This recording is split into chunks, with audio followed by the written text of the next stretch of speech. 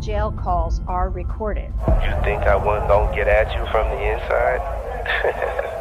He has reached out to a witness, an alleged participant in multiple freak-offs. Then why Oprah staying quiet?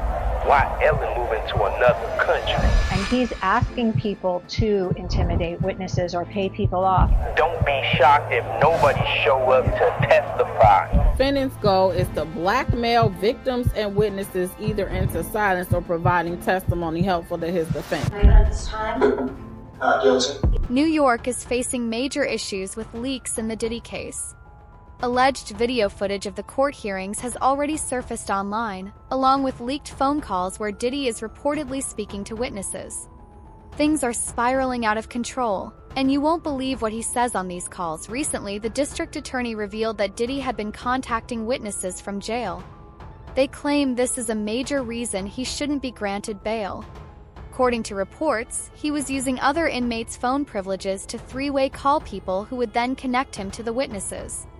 And yes, there are legal documents that back all of this up, showing just how much control Diddy allegedly has behind bars, even getting other inmates to do his bidding. In a strange twist, the DA who brought these charges against Diddy has suddenly resigned, right in the middle of the biggest case of his career. That's highly suspicious. Did Diddy get to him? Was his family threatened? We don't know yet, but this case just keeps getting weirder. Now, let's break down one of the insane phone calls that was leaked online and see if we can figure out what's being said and who Diddy might be talking to. Legal disclaimer: I'm just a guy reacting to things I find online. Everything mentioned in this video is purely alleged, based on rumors, gossip, or the opinions of others, until proven true. Are you surprised to hear from me?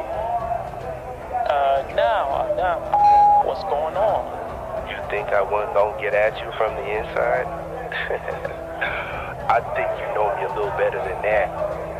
We can't be talking right now, Puff. We're not exactly sure who Diddy was calling, but according to the DA, he was using other inmates' phone codes to contact people who weren't on his approved list of contacts. That means he was deliberately bypassing prison rules, showing he didn't care about the system or the consequences. He clearly wanted to speak to this person no matter what. With all due respect, my brother, how is your wife doing? I heard she's spending a lot of time on the farm, and she loves talking to a pig. I told you when I went on this little road trip, I wasn't going to invite you, but I could change my mind. You understand? Now here's where it gets wild. Diddy starts talking in code during the call. At one point, he uses the word pigs, which we all know is a common slang term for cops. According to court documents, while being held at MDC, Diddy instructed family members and third parties to contact multiple potential victims and witnesses. But here's the kicker. He did it through unauthorized means of communication that are hard to monitor, and often used coded language. At one point, Diddy mentions taking a road trip, which sounds innocent until you really think about it. I believe that's his way of referring to his own arrest. And then he says he could invite this guy on the trip, which sounds a lot like a warning or a threat, like he's saying, I could snitch on you and bring you down with me if I wanted to. Listen, everything all good. We just can't talk right now. Now, how about I just talk and you listen? You told me the storm would just come and go if I lay down and stay quiet. But the weather seemed to be getting worse. You know, I could be catching a cold, so I need to make sure you send me some vitamin E and my special K series. So the co-talk continues. He's talking about weathering the storm, implying that if he had just stayed quiet, everything would have eventually gone away. Seems like he's referring to the trial, suggesting that as long as he doesn't snitch on anyone above him, they might make the whole thing disappear. Even Diddy's own lawyers are reportedly frustrated with him because he keeps breaking the rules behind their backs, making their efforts to secure his bail more difficult. On top of that, the judge has even pointed out that these lawyers are lying on Diddy's behalf and contacting people who aren't on his approved list. The defendant also frequently instructs individuals who he contacts by telephone, including family members and his attorneys, to add other individuals via three-way call. So you're trying to say his attorneys is calling three-way too? Not exactly sure what he means by vitamin E or special K cereal, but if any of you can decode it, drop your thoughts in the comments. yo, relax. Some things fell through, but everything will be back up soon. Just keep calling your family. You'll be with them soon. Oh, I'm doing the same thing for Thanksgiving. Make sure you send it straight to the Shade Room and TMZ. Make me look like a good father, and all I need is one juror to be on my side, and this case is over. I did notice the DA mentioned that Diddy made a post on his Instagram trying to make himself look good. Apparently, his entire team advised him not to do it. But once again, Diddy ignored their advice and went against his lawyers, frustrating them even more. And he allegedly ignored his lawyers when they told him not to do the social media campaign around his birthday, but he wanted to do it anyway. All right, sing happy birthday to Daddy.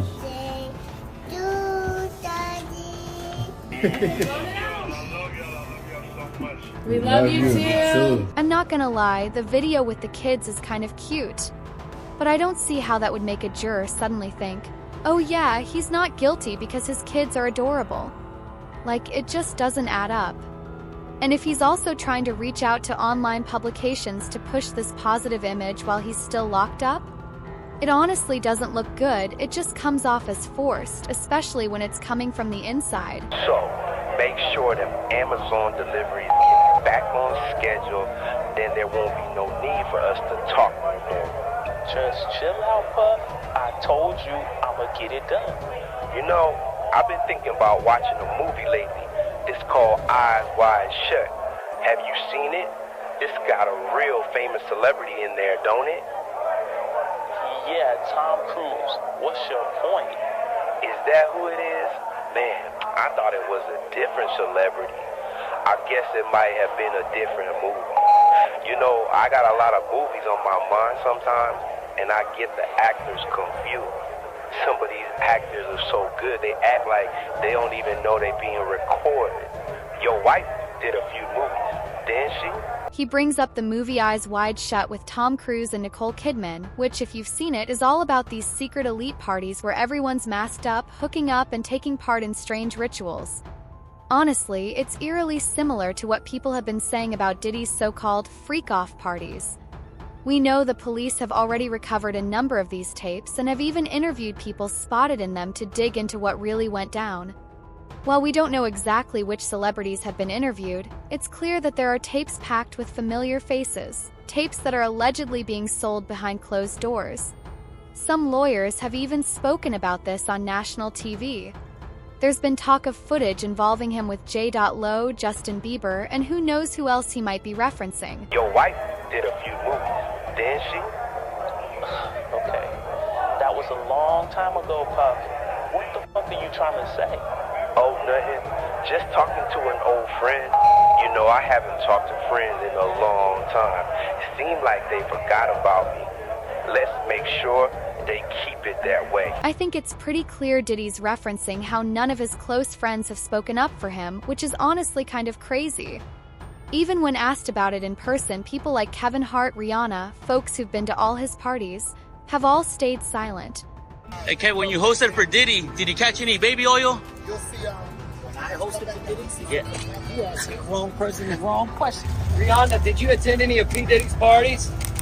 Were you involved in any of the freak-off? Get out of control. Do you have any comments about P. Diddy and the allegations? Well, look, don't lean. You all need to speak out against this Diddy thing. What's your take now? John, you made a statement about Diddy. What? Jason, hey, my man, do you have any reaction to the Diddy scandal? Any reaction? No reaction? Is everything going? Everything good. Is Hollywood going to survive this Diddy thing? Like, we're worried. Will you respond? She wants to respond. Look at it. I want to ask about the Diddy scandal. Have you ever heard of anything such? No. Go. No? Is the Baldwin family at all concerned about Justin Bieber with this P. Diddy thing? One could argue that he's got them on tape, which is why they're all staying quiet. But honestly, how hard would it be for any of them to just say, I had nothing to do with this Diddy case. I didn't go to any parties or do anything wrong. He'll have his day in court to prove his innocence, but I'm not involved in any way? Doesn't seem that difficult, especially considering how media-trained these celebrities are. Let's make make sure they keep it that way. Man, what's the point of this? I told you everything straight. Good. And make sure you keep the worm food away from my house while I'm gone. It gets messy. Too many insects start digging around. Remember when I cleaned up the worm food around your house? I kept a sample in case you need it. I'm not sure what worm food is code for, but it's pretty obvious Diddy is using it to imply he has blackmail material, and he'll use it if necessary in a threatening way.